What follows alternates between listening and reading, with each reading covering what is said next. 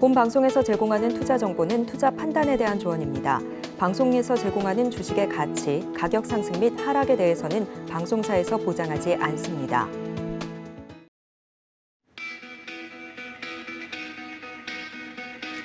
안녕하십니까. 고수익 작전 타임 진행의 도지은입니다. 졌지만 잘 싸웠다라는 말이 있죠. 증시도 비슷한 것 같습니다. 지난 1년을 좀 돌아봤을 때 수익이 그다지 좋지 않다 하시는 분들도 내년 증시를 준비하는 마음으로 이번 12월을 보내셨으면 좋겠는데요. 간밤에 뉴욕 증시부터 먼저 소식을 좀 전해드리도록 하겠습니다. 오히려 뉴욕 증시는 미국의 경제 지표가 긍정적으로 나오니까 앞으로 연준이 더 긴축 강도를 높이지 않을까 하는 두려움에 3대 지수 모두 하락으로 마감이 되는 모습이었습니다. 참 경제라는 게 지표가 좋게 나와도 무조건 시장에는 긍정적인 영향을 미치지 않는 모습 보면서 오늘도 작전을 좀 잘 세워봐야겠다라는 생각이 듭니다. 이렇게 글로벌 이슈부터 국내 증시 작전 저희가 개장 전에 세워드리고 있으니까 끝까지 함께해 주시기를 바랍니다. 자, 그렇다면 에너지를 받아서 첫 번째 작전 세워주실 전문가님 먼저 연결을 해보도록 할 텐데요. 오늘은 펀스탁TV 황호준 외환시장 분석연구원님 먼저 연결하도록 하겠습니다. 연구원님 안녕하십니까? 네, 안녕하세요. 네, 반갑습니다. 이제 월드컵의 열기를 이어받아서 혹시 어제 축구를 좀 보고 주무셨는지 궁금합니다. 보셨습니까, 연구원님? 네, 물론 저도 지켜봤죠. 참으로 안타까운 결과가 나왔습니다. 네, 그렇지만 졌지만 잘 싸웠다는 마음가짐을 가지고 저희가 바톤을 받아서 좀 경제 이야기를 이어가 보도록 하겠습니다. 졌지만 잘 싸웠으니까요. 자, 첫 번째로 먼저 국내 증시 작전 세우기 전에 어제 마감이 된 국내 증시 상황부터 살펴보도록 하겠습니다. 외국인들의 매도세에 맥을 못 췄다라는 이야기가 있던데 어제 시장 어떻게 분석해 볼 수 있을까요? 네, 어제 시장은 완전 전강후약 이거라고 딱 네 글자로 표현을 할 수 있겠습니다. 말씀하신 대로 외국인 자본들이 이제 중국이 리오프닝의 단계가 어느 정도 서서히 시각적으로 보이게 되면서 그간에는 이제 한국으로 그리고 일본, 동남아 시장으로 흘러갔던 외국인 자본들이 다시금 중국으로 흘러가는 그런 모습을 보여주는데요. 허나 이제 외국인 자본이 완전하게 빠져나가진 않았습니다. 코스닥은 조금 위태롭지만은 빨간불을 유지하고 마감이 되었는데요. 보시게 되면은 중국 관련해가 소비재 그리고 밥솥 관련해가지고 이러한 종목들이 개별 테마 종목들이 간간히 상승을 보여주게 되면서 이 중국의 리오프닝에 대한 기대감일까요? 항공주들도 조금 강세의 모습을 보여주면서 호텔 신라까지 좀 강한 모습을 보여주면서 하루가 마무리되었던 완전 개별 테마 장세로 흘러갔던 그런 하루였던 것 같습니다. 네, 어제 시장에 대해서 한마디로 전강후약이었다 이야기를 해주셨습니다. 시장에 대해서 좀 정리를 하고 뉴욕 증시 그리고 글로벌 이슈로 좀 넘어가 보도록 할 텐데 첫 번째 이슈로 넘어가 보도록 하겠습니다. 최근 앞서 말씀해 주신 것처럼 중국 시장에 대한 기대감이 좀 커져가면서 관련된 종목들이 올라오고 있는 모습인데요. 모건 스탠리도 거의 2년 만에 이 차이나 불스라고 하죠. 중국 낙관론으로 의견을 좀 틀었다고 합니다. 중국 시장이 정말 모건 스탠리의 의견처럼 잘 갈 수 있을지 궁금한데 자세한 내용 짚어주신다고요?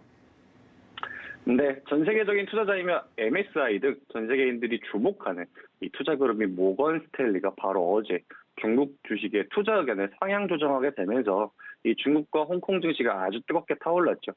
가장 큰 이유로는 중국의 리오프닝 가능성이 점점 커지게 되면서 이에 관련해서 그간 제로 코로나를 고집하던 기간에 중국 증시를 이탈해 인도와 그리고 한국 시장으로 흘러들어온 외국인 자본이 다시금 중국 시장으로 흘러 들어가게 되면서 우리나라 증시도 약세의 흐름을 보여주었습니다. 이처럼 중국 시장이 개방의 조짐이 보이자 위안화 달러 환율 또한 엄청난 강세를 보여주며 지난 9월 수준으로까지 다시 올라주었는데요. 여기에 더해서 중국은 내부적으로 10월 당대회와 외부적으로는 미국 11월 중간 선거가 마무리가 되면서 미중 정상회담에서 미중 고위급 회담까지 물 흐르듯 이어질 전망입니다. 미국과 중국은 현재 내부에서 정치적으로 상당히 잡음이 많은 상황이죠. 따라서 양 국가 둘 다 민심 관리가 상당히 필요로 한 상황입니다. 때문에 중국은 리오프닝과 경기 회복에 대한 메시지를 강화하고 1월 춘절과 3월 양회 허니문 정책을 이어나갈 전망입니다. 이 허니문 정책에 대해서 잠깐 설명을 드리자면은 이 신임 정부의 적응 기간으로 삼아서 대통령이나 그리고 내각의 실수에도 불구하고 야당과 언론에서 비판보다는 이 우호적인 태도를 보여주는 기간을 통칭을 하는데요. 이로써 미국과 중국이 화해 스탠스로 흘러가게 되면은 이 글로벌 시장 전체가 다시금 뜨겁게 타올라주지 않을까, 이 반등의 서막이 시작되지 않을까 하는 그러한 움직임들이 하나둘 포착되고 있는 지금 이러한 상황입니다. 네, 전 세계에서 중국 시장을 집중해서 보고 있는 것 같긴 하군요. 그렇다면 저희가 오늘 이 이슈랑 더불어서 볼 만한 특징적인 종목 어떤 종목일까요? 네, 제주항공입니다. 앞서 말씀드린 이슈에 따르면은 중국의 리오프닝은 이제 속도의 단계로 넘어가게 되었죠. 얼마나 빠르게 리오프닝을 하느냐, 얼마나 늦게 하느냐, 이거에 달려있는데, 리오프닝의 최종 단계라 보고 있는 PCR 검사의 의무화 또한 이제 속도의 단계로 남아있죠. 요 근래 시장에서는 중국이 리오프닝 조짐이 보이자 이 중국 관련 소비재, 화장품, 항공주 이렇게 상당히 눈에 띄고 있는 상황이죠. 그중에서도 항공주의 대장주인 대한항공 아시아나는 이 기존의 경영권 분쟁 이슈로도 올랐던 이력이 있었죠. 그때 상황을 생각해 보면은 우선주가 움직이게 되면은 관련해서 한진칼이라든지 조선 항공주에 관련된 모든 종목들이 다 지금 뛰어오르는 그런 상황을 보여줬었죠. 여러분들도 아마 잘 기억이 나실 겁니다. 우선주가 가게 되면 뒤이어서 관련주들이 계열사들까지 전부 다 오르는 그런 상황이었죠. 이제 중국 리오프닝 테마로도 엮이게 됐지만은 사실상 이번 상승과는 큰 관련이 없다고 보고 있습니다. 기존의 강호들은요. 왜냐하면은 우선주 위주의 상승이었기 때문에 이러한 부분들을 밀어볼 때 이번 항공주는 LCC, 저가형 항공사에 집중될 가능성이 상당히 높습니다. 이 제주항공은 대표적인 국내 저가 항공사로서 단거리 노선에 상당히 치중을 하고 있죠. 여러분도 아마 타보셨을 건데 이 국내선을 시작으로 해가지고 제주도 그리고 대만과 중국, 일본, 죄송합니다. 일본 동남아 노선이 대표적인 항공사죠. 네, 제주항공에 대해서 자세하게 이야기를 해주고 계십니다. 이 중국 시장에 대한 기대감, 리오프닝 기대감이 다시 한번 커지면서 여행, 항공, 그리고 이 소비와 관련된 내용들이 여전히 기대감이 커져가면서 관련 종목들이 움직이고 있는데 이 제주항공, 사실 주변에서 이 여행 수요가 많아지는 것을 보면서 항공주에 대한 관심을 갖고 계신 분들 많으시거든요. 자세한 내용 이어서 말해 주신다고요? 네, 국내선을 시작으로 해서 이 제주도 그리고 대만과 중국 그리고 일본 동남아 노선의 대표적인 항공사입니다. 현재 러시아 우크라이나 전쟁의 여파로 유류세 부담이 소비자들에게 상당히 부담이 되어진 상황이죠. 이에 따라서 장거리 노선보다는 이 단거리 노선에 대한 선호도가 증가를 하고 있고 그리고 4분기는 연말이라는 기대감이 함께하고 있는 데다가 전 세계적으로 코로나에 대한 피로도가 극에 달한 시점입니다. 여행 수요는 최대치로 폭발할 전망이라는 점을 고려했을 때 이 단거리 노선에 대한 수요가 상당히 급증할 것이라고 예상을 해볼 수가 있겠죠. 실제로 우리나라와 가까운 나라인 일본의 경우에 일본 여행 플랫폼 예약 건수를 보게 되면은 과거 장거리 노선인 하와이가 최선호도의 여행지 1위를 상당히 고수를 했었는데 최근에는 앞서 말씀드린 사유에 따라서 서울이 선호 여행지 1위로 등극을 했습니다. 이 단거리 노선의 선호도가 증가하는 추세임을 여러분들께서도 가까운 나라인 일본에서 확인을 할 수가 있겠죠. 이 또한 K-드라마, K-팝, K-컨텐츠 등 우리나라는 컨텐츠가 상당히 강국이죠. 이 타 국가보다 대한민국을 선택할 수 있는 이유가 하나 더 늘어난 상황입니다. 현재 중국 리오프닝, 그리고 연말 특수효과, 여기에 더해서 고유가, 컨텐츠의 폭풍 질주 등 엄청난 호재들이 나와 있는 상황인기에 제주항공은 여러분들께서도 주목해야 할 종목이라고 보고 있습니다. 이 가격 전략으로는 12,500원 이하의 매수, 손절가로는 20일 이동평균선 지지라인인 11,000원을 잡고 있습니다. 1차 목표가로는 14,000원, 그리고 2차 목표가로는 올해 초 차트를 다시 그리기 시작한 60일 이동평균선 라인인 16,100원을 제시하도록 하겠습니다. 네, 제주항공에 대해서 자세하게 이야기를 들어봤습니다. 최근 정말 연말을 맞이해서 이 여행 가시는 분들이 많으실 것 같은데 더더욱 이 중국과 관련된 리오프닝 기대감까지 가지고 움직이고 있는 종목 항공주 중에서 제주항공 오늘 자세하게 이야기를 나눠봤습니다. 자, 다음 이슈로 넘어가 보도록 하겠습니다. 앞서서 계속 연말 이야기를 했는데 연말은 역시 쇼핑 대목이죠. 이 여행 소비와 또 무역 기업들의 매출 기대한 내용을 준비해 주셨다고 하는데 아무래도 이런 수요가 많은 쪽들은 4분기 실적이 좋게 나올 것 같습니다. 어떻게 보고 계신가요? 네, 맞습니다. 중국의 봉쇄가 이 시간이 지날수록 그 강도가 약해지면서 리오프닝의 가능성도 점차 확대가 되고 있는 전망이죠. 이 지난주 화요일에는 일본 내 여행 선호도가 1위가 바로 서울이라는 이슈를 다뤄드린 적이 있습니다. 그리고 조금 전 짚어드린 연말 효과, 그리고 고유가에 따른 단거리 노선 선호, K 컨텐츠의 폭풍 성장, 이 삼박자가 들어맞으면서 일본인 관광객들은 연말 소비처가 바로 대한민국에서 이뤄질 것이라는 점이 오늘 제가 말씀드리고 싶은 핵심인데요.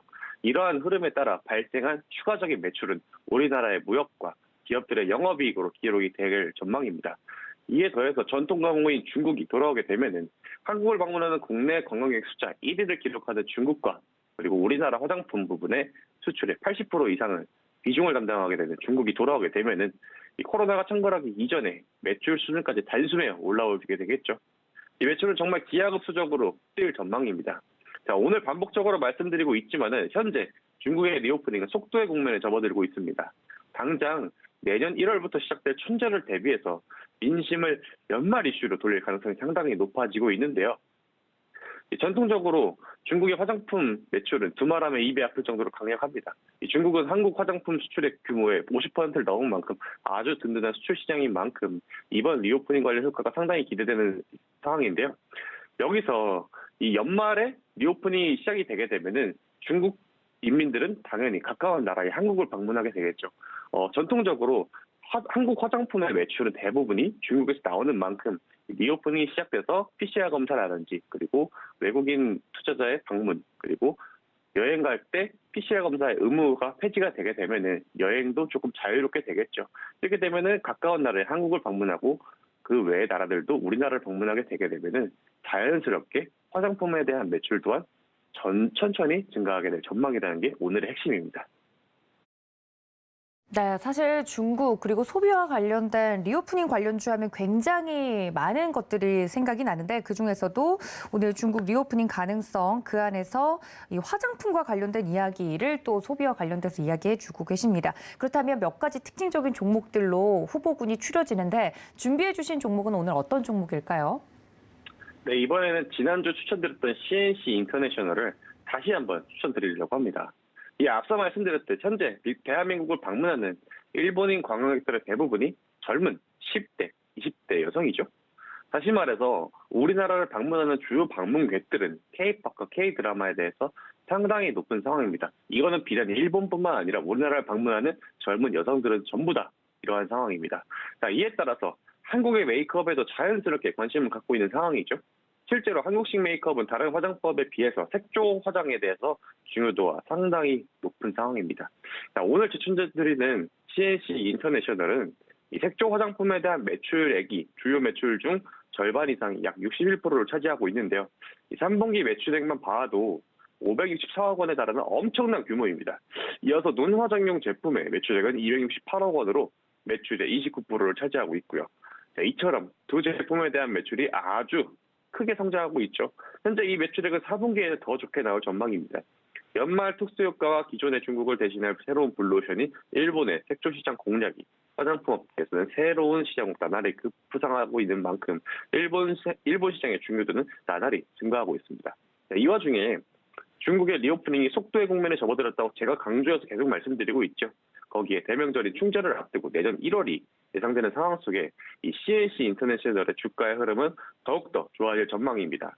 지금까지 언론에 보도된 내용을 기반으로 추측을 좀 해보자면은 중국은 이번 연도까지는 완전 리오프닝을 하기보다는 어느 정도 추이를 보게 되면서 자, 인민들이 하나 되어 코로나를 이겼다는 이러한 극적인 드라마를 쓸 가능성이 상당히 커지게 됩니다. 이렇게 되면은 더 하나 되어 똘똘 뭉치면서 현 정권의 지지율이 자연스럽게 높아질 전망이죠. 현재 오르모치 화재 그리고 장점인 전 국가주석의 사망 이후로 흉흉해질 대로 흉흉해진 인민들의 지지율을 끌어올릴 수 있는 단 수단으로 사용이 되는 것이죠. 또한 민족의 대명절인 춘절은 이 중국이라는 나라의 특성상 땅덩어리가 워낙 큽니다. 우리나라의 몇 배가 되죠. 이 때문에 대부분의 가게들 또한 휴업을 하게 됩니다. 이 점주들도 명절을 당연히 즐겨야 되니까요. 그렇기 때문에 생필품을 비롯해가지고 화장품이라든지 모든 제품에 대해서 사재기 현상이 일어나게 됩니다. 자, 서두에서도 말씀드렸지만은 CNC 인터내셔널은 제가 지난주 화요일 한번 공략을 했었던 종목인데요. 지난주와 오늘의 차이점은 바로 중국의 리오프닝 기대감이 형성이 되면서 화장품주들에게는 또 다른 국면이 시작되었다는 것이죠.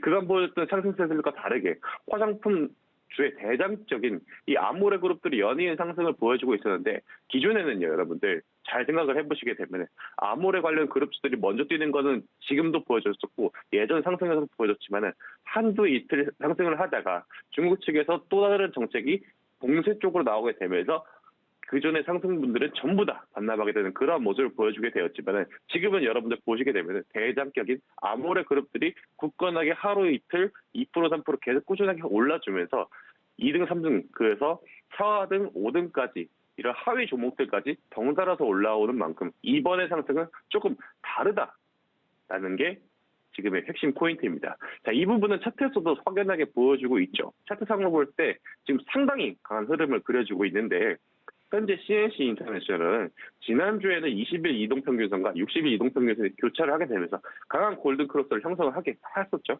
여러분들도 확인을 했을 겁니다.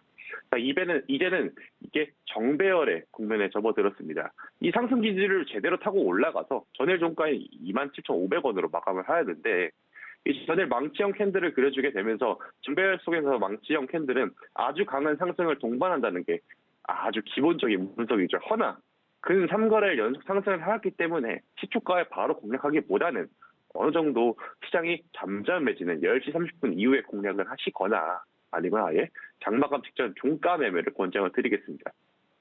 자, 이 부분 가격 전략으로는 매수가 25,800원 이하 매수를 권장드리는데요. 이 부분이 이 거래일 전에 형성된 고가 부분입니다.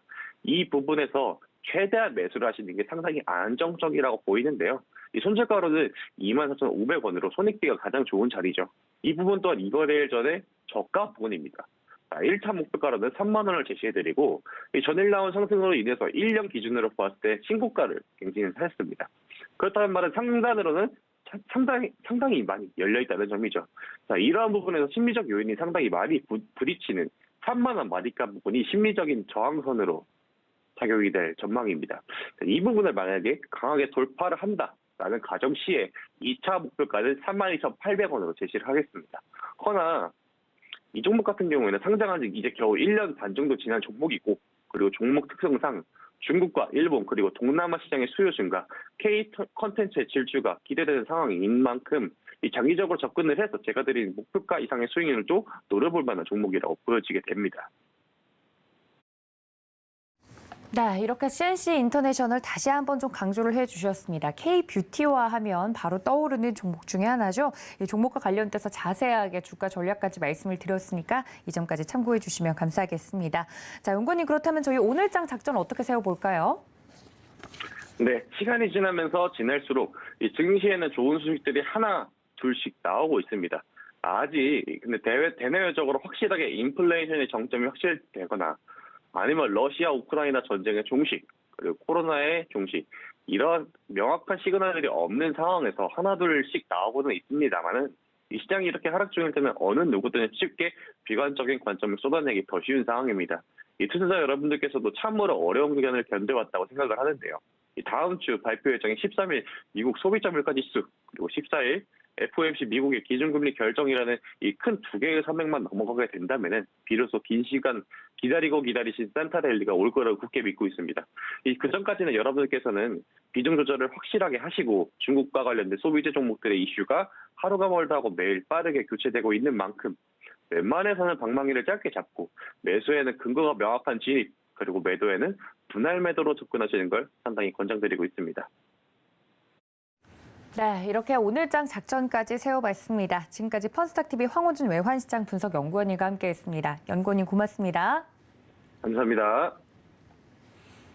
네, 이번엔 보다 집중적으로 글로벌 이슈 짚어보도록 하겠습니다. 주식회사 플래처 김덕호 대표님 연결합니다. 대표님 안녕하십니까?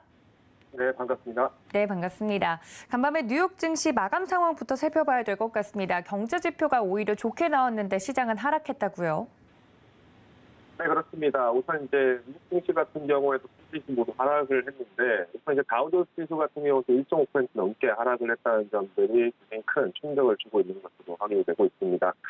우선 이제 ISM PMI 지수가 또 이제 발표가 됐습니다만은 이미 발표가 앞서서 진행됐던 제조업과는 달리 비제조 업종, 이제 서비스 업종 같은 경우에는 오히려 56.5포인트로 발표가 됐습니다. 통상 이제 PMI 지수 같은 경우에는 50포인트 이상을 상회하게 되면은 경기 확장 국면으로 해석을 하는 경우가 되게 많은데, 이번에 이제 비제조업 지수와 제조업 지수 간의 격차가 굉장히 좀 커진 상황이기 때문에 여기에 이제 지금 현재 시장에서는 인플레이션에 대한 부분들을 조금 많이 부각을 하고 있는 것으로 보여집니다. 우리가 이제 일반적으로 제조업 PMI 지수 같은 경우에는 사실 뭐 자재 가격이라든가 아니면은 실제 이제 상품 가격에 대한 부분들에 대한 크기 때문에 사실상 실물 경제의 부분가 먼저 큽니다. 그러다 보니까 이제 오늘 이제 밤에 최근에 발표가 됐던 비제조업 지수 같은 경우에는 실질적으로 경기의 선행 국면에 있다라고 보기에는 조금 어려운 지표라고 볼 수 있고요. 오히려 이전에 이제 2일날 발표가 됐었던 11월 제조업 PMI 지수 같은 경우에는 오히려 좀 더 근소한 차이가 있다라고 보시면 좋을 것 같습니다.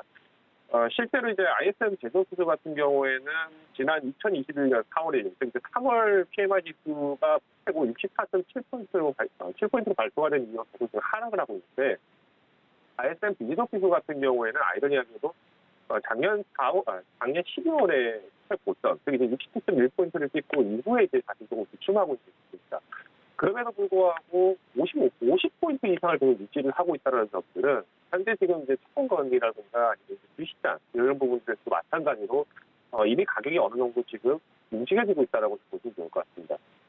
실제로 지난 2021년 같은 경우에는 주식시장 같은 경우는 굉장히 많이 분위기가 일어났음에도 불구하고 오히려 인플레이션이 굉장히 많이 크게 작용을 했었죠. 그러다 보니까 실제 채권 거래라든가 이런 부분도 활성화됐었고, 오히려 이제 올해 같은 경우도 이제 인플레이션이 커지면서 실질적으로 상품 가격은 떨어졌음에도 불구하고 상품 거래 가격 자체는 좀 높게 형성이 되는 아이러니한 모습이 나타나고 있습니다. 그래서 오늘 이제 섹터도 마찬가지로 기술주들 같은 경우 중심으로 좀 이렇게 높은 하락이 나타났던 원인들도 현재 마찬가지로 주가 부분도 좀 마찬가지로 생각도 되겠지만은 여기에 더불어서 실질적인 거래 자체가 굉장히 불안한 상황이라고 보시면 좋을 것 같습니다. 때문에 이제 연말까지 이제 경기 침체 가능성이 굉장히 계속 거론되고 있는데, 사실상 이제 산타랠리도 어떻게 보면 쉽게 예측하기는 좀 어려운 상황이 아니다라고 예측이 되고 있죠. 그러다 보니까 이제 오늘도 마찬가지로 S&P 500에서 가장 큰 하락을 보는 섹터는 우선 에너지 섹터, 그리고 이어서 의미소비재, 그리고 금융주 등 다양한 섹터들이 마찬가지로 하락을 이었고요.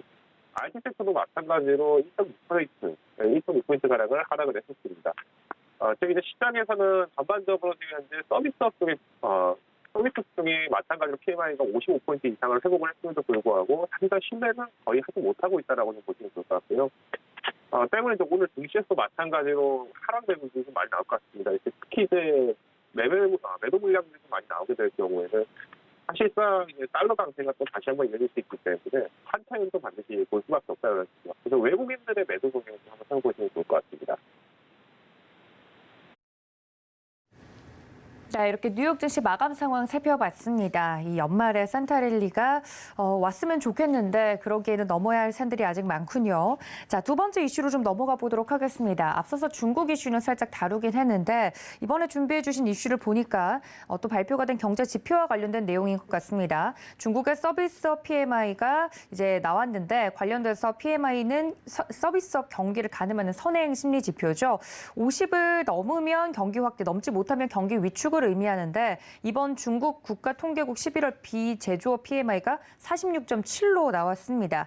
수축 국면이라는 건데 관련돼서 연내 회복이 어려울지 궁금하거든요. 중국의 리오프닝 관련된 관심은 높아지고 있는데 어떻게 보십니까? 우선 이제 중국 같은 경우에는 지금 현재 연간 성장 물가가 실제로 2%대에 움직여지고 있기 때문에 오히려 인플레이션 영향을 가장 작게 받는 국가 중 하나라고 볼 수 있습니다. 실제로 이제 신흥국으로 분류가 된 중국 시장 같은 경우도 오히려 인플레이션 영향들이 상대적으로 적었던 원인들은 결국 이제 러시아로부터의 어떤 원유 수급이라든가 원자재 수급이 굉장히 원활했었다는 점이 특징이고요.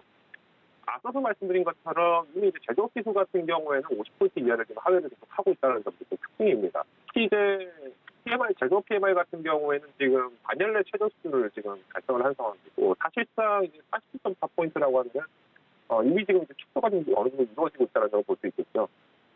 그럼에도 불구하고 오히려 이제 48에서 40% 지금 조금씩 회복을 하고 있는 상황이긴 합니다만은 이는 이제 지금 발표된 부분들이 아직까지는 이제 봉쇄 정책과 관련된 부분들에 대해 영향이 굉장히 크다라고 보고요. 특히나 이제 중국이 이제 제로 코로나 정책을 굉장히 과감하게 자부를 하고 있죠. 그러다 보니까 이제 제조업 비중 같은 게 47.4, 그리고 서비스 업종 같은 경우는 오히려 46.7로 지금 이제 떨어져 있습니다. 지금 앞에서 이제 말씀드렸던 미국 시장과는 좀 반대로 중국 시장 같은 경우는 제조업이 떨어지면서 서비스업도 같이 지금 공간 하락을 좀 나타나고 있다고 보시면 좋을 것 같은데, 우선 중국 시장 같은 경우에는 지금 이번에清零 정책, 이제 제로 코로나를 이제 강하게 고집을 하게 되다 보니까 이미 이제 시장 생산성이 굉장히 많이 떨어진 것은 이제 너무나 당연한 사실이고요. 여기에 더불어서 이제 실제 이제 부동산 가격까지도 마찬가지로 침체가 계속 이어지고 있다 보니까, 근데 중국 시장 입장에서는 중국 이제 당국 입장에서는 굉장히 좀 복잡한 상황이라고 볼 수 있을 것 같습니다. 우선 이제 지난 10월 같은 경우에도 이후에 이제 실업률이 계속 5%, 작년 10월 이래로 계속 이제 실업률도 5%대를 지금 계속 이제 유치하고 있기 때문에 사실상 이제 명목상으로는 어느 정도 완전 고용에 가까워지고 있는 형태를 보일 수 있겠지만 실질적으로 청년 실업 같은 게 굉장히 좀 커지고 있죠. 우선 이제 중국 같은 경우에는 이제 지난 2020년, 그러니까 팬데믹이 선언된 이후에는 과감한 제로 코로나 정책을 먼저 시행을 했었고, 이후에 이제 코로나를 완전히 극복했다고 먼저 선언을 했었기도 합니다. 그리고 이제 경제 활동을 가장 먼저 시작했던 나라임에도 불구하고 2021년도부터는 이제 공동부유라든가 이런 부분들을 좀 공격적으로 진행을 했었죠. 특히 이제 시진핑 주석의 사진 중에 좀 관련되어 있는 안정성, 그리고 헝다그룹과 관련된 부분들은 이슈들이 굉장히 많았는데, 특히 이제 공동부유를 시작하면서 시장 자체가 전반적으로 좀 위험해질 상황이었고, 여기에 이제 동태적 측면, 즉 역동적인 제로 코로나 정책을 계속 발휘를 하다 보니까 사실상 생산성이 굉장히 많이 가동하지 못했습니다. 우선 이제 GDP를 기준으로 말씀을 드린다고 하면은 약 25%에 해당하는 지역들이 실제로 이제 발목이 묶여있는 상황이었고요. 앞서서 소개드렸던 부동산 시장 붕괴, 즉 이는 이제 기준금리 인하와 관련된 영향이 있겠죠. 오히려 이제 연준 같은 경우는 금리를 인상을 하고 있음에도 불구하고 중국 같은 경우에는 LPR 금리를 낮추는 장세를 나타냈습니다. 현재 이제 부동산 시장 같은 경우에 중국 입장에서 가장 큰 먹거리이기 때문에 다른 시장이 굉장히 큰 위축이 되는 것을 방지하기 위해서 중국 당국은 여전히 지금 약정 권한에 대한 기대감도 높아지고 있다는 겁니다. 때문에 이제 지금 다가올 이제 중국 경제무역회의에서 마찬가지로 경기 부양책에 관련된 부분들이 논의가 되지 않을까라고 예상을 하고 있는데, 여기에 이제 지금 위안화가 지금 다시 이제 강세를 좀 보이고 있죠. 최근에 이제 중국 제로 코로나 정책으로 해서 위안화가 약세가 됐던 부분이 다시 성장하는 원인들도 올해는 이제 6% 경제 성장을 다부를 했었으니 6%에서 5.5%로 좀 하향 조정을 했습니다만 실질적으로 올해 GDP 성장률은 3%대에서 머물 것으로 예상되고 있습니다. 그러다 보니까 이제 중국 당국에서는 이번에 이제 내년 GDP 성장률 5%로 목표를 좀 삼고 있는 상황이고, 특히 이제 인프라와 제조업 중심으로 좀 많이 정부 지출이 좀 많이 유도할 것으로 예상이 됩니다. 이는 이제 앞서 이제 중국 이민 통제가 마찬가지로 또 이제 관련을 한 바 있는데, 지금 이제 중국에서 지향하고 있는 초점의 성장은 마찬가지로 이제 성장에 지금 많이 초점이 맞춰져 있기 때문에 어제부터 이제 실질적으로 지급 준비율을 좀 인하를 했었죠. 즉 이만큼 비참정한 가락의 부양책이 좀 디테일이 된 바 있고요. 앞으로도 이제 중국은 계속 이제 부동산 시장을 부양을 하기 위해서 어쩔 수 없이 경기 부양책을 계속 발휘를 할 수밖에 없습니다. 물론 이제 인플레이션 자체가 계속 안정화가 되어 있다는 가정에서 전제가 되겠습니다만은 우선 이제 오펙 플러스에서도 마찬가지로 감산에 대한 부분들을 충분히 언급을 했었고, 이제 유럽에서도 마찬가지로 러시아산 원유에 대한 부분들에서의 상한제를 도입을 했었죠. 그러다 보니까 사실 이제 유가 가격이 계속 떨어지게 될 수도 있다. 오히려 에너지 자원 부족으로 브렌트유 가격이 상승하기 때문에 가격이 올라갈 수 있다. 이런 두 가지 의견들이 상충을 많이 하고 있는 상황인데, 이처럼 이제 중국 같은 경우에는 실질적으로 이걸 리스크를 좀 우회하는 편이라고 볼 수 있을 것 같습니다. 문제는 이제 미국이 마찬가지로 일본이나 한국, 그리고 이제 중국 같은 이제 주요 국가들에 대해서 환율 관찰의 상공을 지정을 한 바 있기 때문에 이런 상황들이 이제 내년까지 좀 이어지게 되면 보호 관세라든가 이런 부분이 분명하게 나타날 수 있다고 볼 수 있을 것 같고요. 특히 이제 지금 가장 흑자가 되고 있는 IRA, 인플레이션 감축법 같은 경우에도 지금 유럽 지역에서 반발이 워낙 크다 보니까 지금 EU 지역에서 마찬가지로 충분한 검토가 좀 이루어지고 있다고 합니다. 즉 여기에 이제 중국향 매출된 부분들이 굉장히 많이 편중되어 있는 지역이라면은 오히려 이제 장기전이 됐을 경우, 즉 현재 경기 부양에 대한 부분들이 가속화될 경우에는 보복 관세라든가 이런 부분들이 분명 영향을 받을 수밖에 없기 때문에 지난 2018년도 미중무역 분쟁 상황을 좀 떠올리시면 좀 참고되지 않을까 판단하고 있습니다. 때문에 이제 국내 기업에 투자하시는 분들도 마찬가지로 기업별 중국향 매수를 반드시 좀 점검을 하실 필요가 있다고 판단하고 있고요. 국내 섹터 내에서도 이제 실제로 중국향 시장을 포기해서라는 의미는 아닙니다. 사실상 이제 전 세계에서 가장 큰 어떤 구매력이 나타나고 있는 시장 중 하나가 중국 시장이기 때문에 이 부분들에 대해서 사실상 의존력이 높을수록 올해 이제 보복 관세에 대한 타격들이 굉장히 큰 충격을 벌일 수 있기 때문에 분산도 반드시 필요한 점 참고하시면 좋을 것 같습니다. 네, 중국의 경제 지표와 관련돼서 이 국내 투자자분들이 중국 시장에 투자할 시, 관련된 종목에 투자할 시 유의할 점들까지 전략적으로 알아봤습니다. 자, 이렇게 자세하게 내용을 좀 들어봤는데요. 다음 이슈로 넘어가 보도록 하겠습니다. 오늘이죠. 민주노총이 전국 15곳에서 예정대로 이 동시다발 총파업, 총력 투쟁 대회를 진행하기로 했다고 합니다. 여파가 클 것으로 예상이 되는데 어떻게 경제적인 영향에 대해서 분석하고 계십니까? 사실상 이렇게 총파업이 진행이 되게 산업 성공률이 굉장히 많이 떨어질 수밖에 없습니다. 물론 이제 지금 현재 민주노총 측에서 총파업을 지금 예고를 한 부분들도 사실상 생존권 보장을 위한 부분들이 계속 활동을 보실 것 같고요. 우선 이제 팬데믹 이후에 투표 노동자 문제가 좀 많이 부각된 것은 사실입니다. 특히 이제 지난 3월 23일 이제 코로나 팬데믹이 선언된 이후에 가장 먼저 이제 최고의 대상자가 올랐던 부분들은 아무래도 이제 필수 노동자, 즉 이제 우리가 운송업이라든가 건설 그리고 선박, 제조 쪽 라인들이 굉장히 많이 표현이 있고요. 오히려 이제 이민 노동자, 오히려 이제 비필수 노동자라고 하죠. 이제 화이트 칼라 기준에서의 IT 계열이라든가 산업 전문 직군들 같은 경우는 오히려 필수를 좀 많이 썼다고 좀 판단을 하고 있습니다. 즉 이제 운송이라든가, 즉 이제 결국은 이런 해고들이 굉장히 대량 해고가 또 많이 나타나다 보면은. 경기 회복 국면에서 가장 큰 문제가 나온 것이 바로 이제 연봉 협상이라든가 혹은 이제 실질적인 이제 인재 보직이 굉장히 좀 어려워진다는 건데 대표적인 사례가 조선업종입니다. 실제로 조선업종 같은 경우에는 2000년대 초반까지만 하더라도 굉장히 강세였지만은 이후에 이제 조선업 회사들이 실제로 이제 불균형을 많이 반영을 했었죠. 한진중공 같은 경우에도 실제로 대부분 한진중공 같은 경우는 실질적으로 생산력을 굉장히 많이 소실을 하다 보니까. 올해 조선업이 굉장히 많이 위축이 됐던 부분들을 기억을 하고 계실 겁니다. 물론 이제 대우조선해양 같은 경우는 이제 역대수를 받다 뭐 이런 얘기들이 많이 나오지만은 여전히 용적공을 제대로 구하지 못하고 있는 상황이고요. 이 당시의 문제점들이 이제 기폭제가 됐던 원인들도 이번 팬데믹 사태라고 보시면 좋을 것 같습니다. 실제로 지금 거대 조선소에도 마찬가지로 불은 들어와 있고 빈데크가 채원을 띄고 있는데 용적을 할 사람이 없고 실제로 선박 수주를 받았음에도 불구하고 이제 제 기한을 맞출 수 있을지가 굉장히 좀 걱정이라고 하는데. 이와 마찬가지로 이제 가장 이제 또 민감하게 움직여지는 부분들이 또 이제 화물직입니다. 실제로 지난 2021년도에 이제 미국 동부항과 서부항에서 실제로 굉장히 많은 문제가 생겼던 원인이 미국에서 마찬가지로 이런 화물 연료도 있습니다. 실제로 이제 이런 운송업자들 마찬가지로 대량 해고가 되고 수주 자체가 굉장히 많이 취하가 되고 이러다 보니까 오히려 이제 리오프닝을 진행한 이후에 우인도가 굉장히 많이 올랐었죠. 아마 기억하실 겁니다. 이제 실제로 선박을 싣고 가는 데는 일주일. 근데 선박에서 창고로 물건을 내리는데 2주가 걸리는 그런 아이러니한 상황이 나타났었기 때문에 이번 이제 화물연대도 마찬가지로 기존의 이제 경기 동향에 따라서 뒷불 변화하는 것은 어느 정도 지적을 하지만 이런 대량 해고를 통해서 생존성 위협을 막아야 된다는 강조를 하고 있는 것이고요.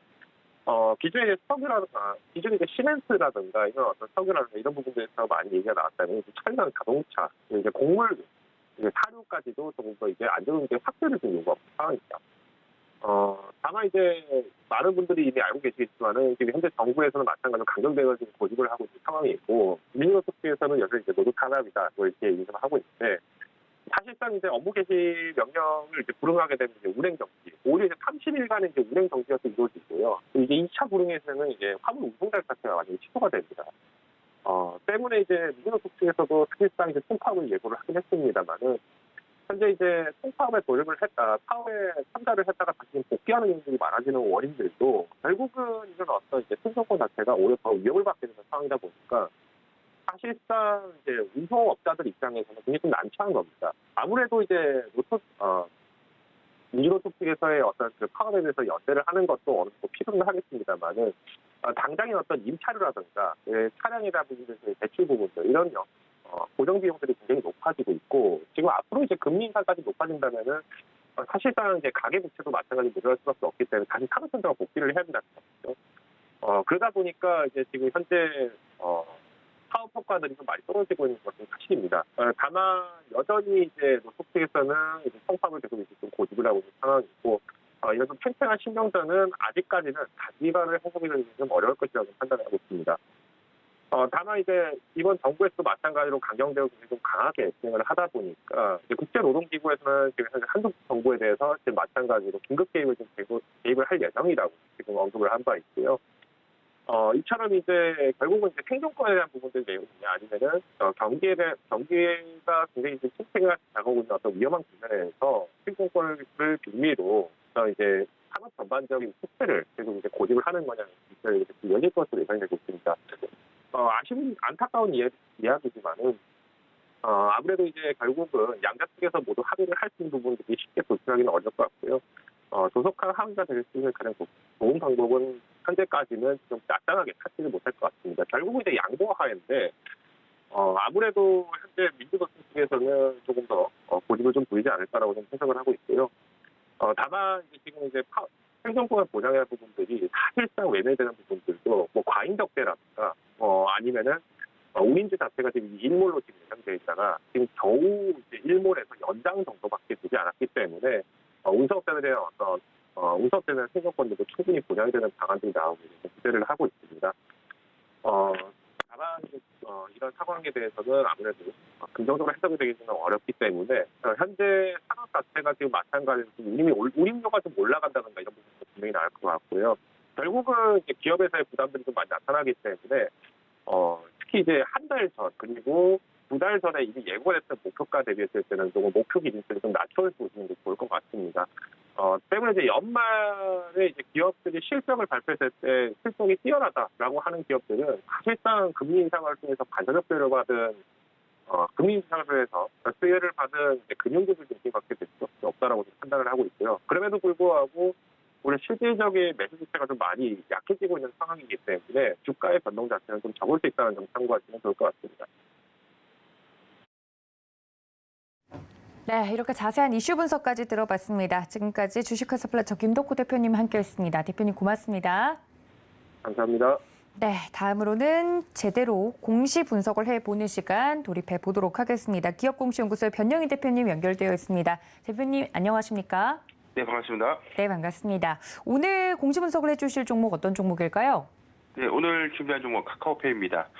최근에 이 로카 모빌리티의 인수 관련 이 추진 기사가 좀 발표된 이후에 회사는 미약정 공시를 좀 발표한 바 있었는데 향후 로카 모빌리티 인수권을 통한 향후 전망 그리고 모멘텀까지 예측해 보도록 하겠습니다. 네, 카카오페이 오늘 분석을 좀 해주신다고 하셨는데 이미 이러한 공시 내용이 어제 퍼지면서 인수를 검토한다는 소식 자체만으로 두 자릿수 상승세를 이뤄내기도 했습니다. 자세한 공시 분석 바로 들어볼까요? 예, 지난 12월 2일이었습니다. 회사 풍문 또는 보도에 대한 해명, 미약정 공시를 발표한 바 있었는데 풍문 또는 보도에 대한 해명은 해당 어떤 이 보도 자료나 뉴스에 대해서 회사가 이제 해명 공시를 제출한 것입니다. 내용 살펴보겠습니다. 풍문 또는 보도의 내용입니다. 매물로 나온 로카 모빌리티, 카카오페이가 인수 추진 기사입니다. 한국경제발 보도였는데요. 본문 내용 살펴보겠습니다. 본 공시는 2022년 12월 2일자 한국경제 기사에 보도된 매물로 나온 로카 모빌리티, 카카오페이의 인수 추진에 대한 해명 공시입니다. 카카오페이는요, 로카 모빌리티의 인수권을 포함해서 다양한 방안에 대해서 검토하고 있는 것은 맞으나 현재 구체적으로 결정된 사항이 없습니다. 향후 관련 사항이 확정된 시점 또는 1개월 이내에 재공시할 예정이다라고 밝혔습니다. 즉, 이 매물로 나온 이 로카 모빌리티의 인수 추진에 관련돼서는 회사가 부인하지 않고 인수를 검토하고 있다라고 좀 발표한 바 있고요. 이에 대해서 1개월 이내에 해당 내용을 재공시한다라고 밝히는 공시입니다.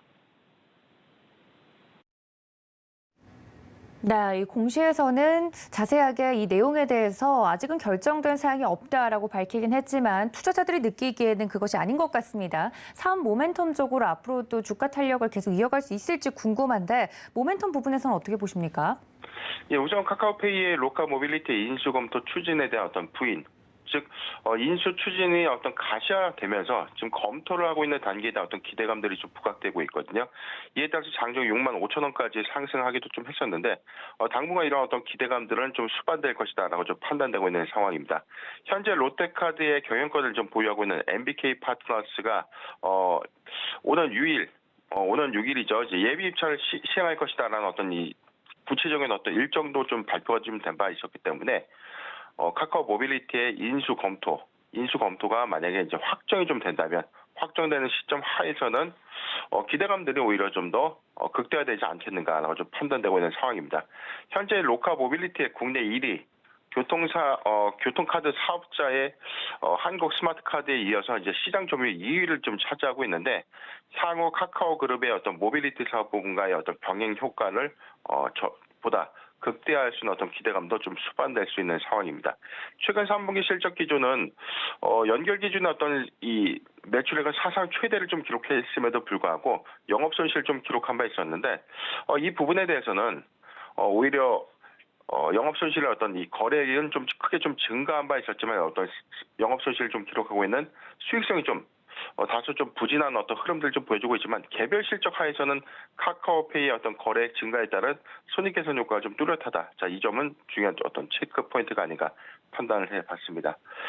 오히려 4분기 기조까지는 다소 좀 보수적인 어떤 전망 하에서 실적 기조가 좀 유지될 것이다라는 어떤 의견들도 좀 집중되고 있는데 2023년도 로카 모빌리티의 어떤 인수 이후의 시너지를 좀 고려한다면 흑자 전환도 가능할 수 있는 어떤 기대감들이 시장에서의 어떤 주가 상승을 좀 견인하고 있다라고 판단되고 있는 상황입니다. 이어서 차트도 살펴보도록 하겠습니다. 전일 종가 63,800원. 어제 좀 기대감 좀 수반을 하면서 최근 어떤 좋은 흐름들 좀 보여주고 있고 최근에 추세 상승 구간까지 좀 직면해 있는데 오히려 카카오페이의 어떤 이 저점 영역대에서는 지금도 매수하기 좋은 구간이 아닌가 판단을 해봤습니다. 저는 47,500원, 47,500원에서 57,000원 구간, 47,500원에서 57,000원 구간 비중 10% 미만의 부담 매수 의견을 제시해드리겠습니다. 네, 많은 개인 투자자분들이 관심 가지고 있는 종목일 것 같습니다. 카카오페이 자세하게 이야기 나눠봤습니다.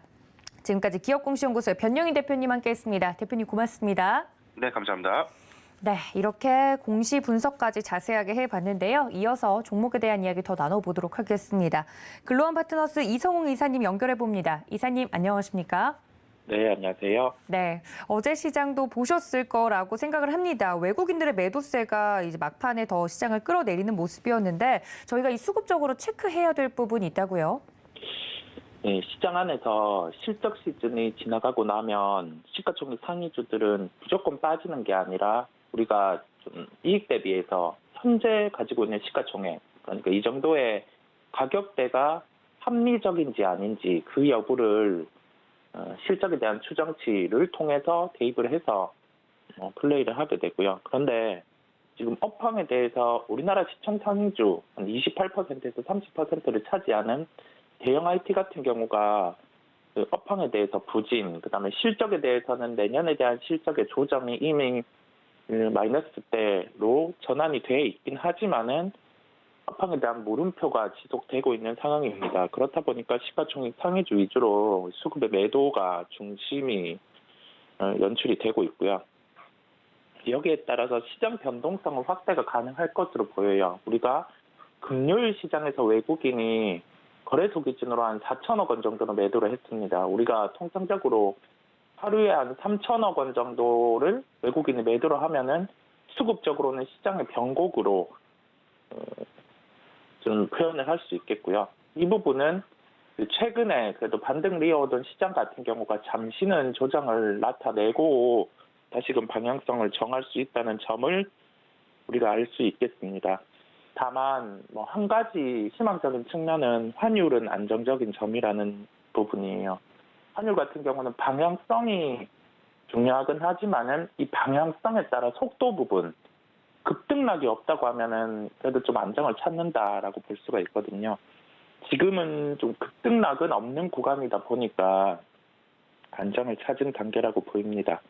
그러면 우리가 여기에서 알 수 있는 점 같은 경우는 외국인 수급은 이어질 가능성이 높아요. 매수가 아니라 매도로 시총 상위주들 위주로. 그러면 시장은 이 구간 안에서 기관 같은 경우가 매수를 뒷받침해 줘야 되는데 또 그렇지도 않습니다. 연금 같은 경우가 12월 시장 안에서는 좀 포트폴리오 조정을 나타내는 경향도 있고 12월장 자체를 좀 중립으로 봤어요. 그러면 종목 같은 경우는 결론이 나오는 거죠. 시총 상위 같은 경우는 우선은 좀 급하게 볼 필요는 없다라는 점이고요. 지수가 한 2,300대 후반, 2,300대 중반 이 정도로 조정이 나왔을 때 정도로 본다고 전략을 세워 놓을 필요가 있겠고요. 여기에 연결해서 그러면 우리가 생각을 한 단계 더 확장을 해보자고요. 급하게 주식은 살 필요가 없지만은 만약에 매매를 대입한다고 하면은 자, 환율은 안정세, 그다음에 원자재 가격 같은 경우도 조정이 나온 상황. 그러면 이와 관련된 종목을 좀 줄여서 접근을 하는 게 낫겠고, 지금보다 다음 분기, 다다음 분기에 실적이 좋아질 수 있는 요인이 있는 기업들 같은 경우를 줄여서 접근을 하는 게 낫다라는 결론입니다. 네, 관련돼서 그럼 볼만한 종목은 어떤 종목일까요? 네, 종목은 대한항공을 말씀드리도록 하겠습니다. 코로나 시기에는 그 운송과 관련된 부분의 실적이 좋았고, 이제 리오프닝이 되어가는 단계, 탈코로나가 되어가는 단계에서는 여객 같은 경우가 운송 같은 경우를 다시 커버하는 그런 수치가 나타납니다. 영업이익률은 여객이 더 좋고요. 중국을 제외한 글로벌 국가 같은 경우 대부분 이제 입국 금지라든지 입국 후 자가격리 면제를 확정을 했습니다. 지금 미주랑 구주노선 같은 경우 회복이 확실히 나타나고 있고요. 구체적으로 미주노선 같은 경우는 10월 기준으로 봤을 때 코로나19 발생 전과 한번 비교를 해보면 2019년 동기 대비해서 이제 한 80% 수준까지는 회복이 나타났어요. 그러면 우리가 각 노선별로 지금 코로나 이전 단계로 데이터가 회복이 되고 있다는 점이고, 화물 부분 같은 경우가 줄어들더라도 이 여객 부분에서 커버가 가능하다는 점, 그 다음에 이 유가 조정이 나타났고, 그 다음에 환율 같은 경우가 지금 하방 안정 이 추이가 나타나면서 비용단에서도 좀 우호적일 수 있다는 점입니다. 기술적 측면에서는 이제 주가 반등, 주가의 반응들, 이 구간이 가능한 구간이에요. 우리가 그 점을 염두에 두고 가격대로는 24,700원대 접근 가능하다는 결론입니다. 네, 이렇게 특징적으로 오늘의 대한항공 이야기를 나눠봤습니다. 자, 다음 이슈로 넘어가 보도록 하겠습니다. 지수 조정 가능 구간에서 저희가 살펴봐야 될 점과 거기에 따른 특징적인 종목 정리해 주신다고요? 대형주가 확실히 조정이 나오고 있어요. 그러면 우리가 대형주를 사고 싶기도 합니다. 왜냐하면 가격적으로 조정이 나올 때 같은 경우는 우리가 봤던 고점 대비해서 몇 프로 조정이 나오고, 그 조정 안에서 내가 지금 주식의 비중이 적다고 하면은 곧 내일 오를 것처럼 그런 느낌이 듭니다. 그런데 급하게 지금은 추가로 살 필요가 없는 구간이에요. 이게 왜냐면 서두에 말씀드린 것처럼 실적 시즌이 이제 비어 있고, 연말 같은 경우는 모멘텀, 즉 이 기업이 속한 업종이 받을 수 있는 정부의 정책이라든지 아니면 대기업의 이제 내년에 대해서 사업 계획을 발표하면서 여기에 대해서 영향을 받을 수 있는 그러한 기업들이 선행해서 주가 반응이 있을 수 있고요. 우리가 어제 봤듯이 기대감으로 반등이 나온 종목들, 애플의 VRXR 기기 같은 경우 출시 이러한 부분과 관련해서 연기가 되는 부분이 고려가 되면 주가가 그렇게 조정이 나올 수 있어요. 우리가 그런 요인을 생각을 하고 전반적으로 수급 뒷받침 없이는 시총 상위주들은 부정적이라는 점 생각을 하고 갈 필요가 있겠고, 대형주 조정 속에서 지지라인은 2380 구간입니다. 개별주 시장 대응을 열어놓으면서 종목은 아비코 전자를 말씀드리겠습니다. 아비코 전자는 DDR4 전환 때 기존 단계에서 매출이 한 3배 정도 증가를 했고, 이번 DDR5 전환을 통해서도 우리가 봤던 매출처럼 증가가 예상이 되고 있어요. 실적이 뒷받침되는 IT 관련주 같은 경우는 한번 컨디션을 체크를 해보고 갈 필요가 있고, 시장 조정과 함께 가격 조정 시 매수 대응의 시각을 열어놓고 가격을 정해놓고 접근하는 걸로 결론을 짓겠습니다. 가격 접근은 11,300원대 접근 가능하다는 결론입니다. 네, 지금 지수가 조정이 될 때 이 대형주들을 사고 싶으신 분들 많으실 것 같은데 전략과 더불어서 오늘 특징적인 종목까지 말씀을 드렸으니까 이 전략까지 챙겨가 주시면 감사하겠습니다. 지금까지 글로원 파트너스 이성웅 이사님과 함께했습니다. 이사님 고맙습니다. 네, 감사합니다. 네, 이렇게 장전 전략 모두 세웠습니다. 본 방송에서 제공해 드린 정보는 투자 판단에 대한 조언일 뿐 해당 주식의 가치나 수익률을 보장하고 있지 않다는 점까지 알려드리면서 저희는 잠시 뒤 다시 인사드리겠습니다. 시청해 주신 여러분 고맙습니다.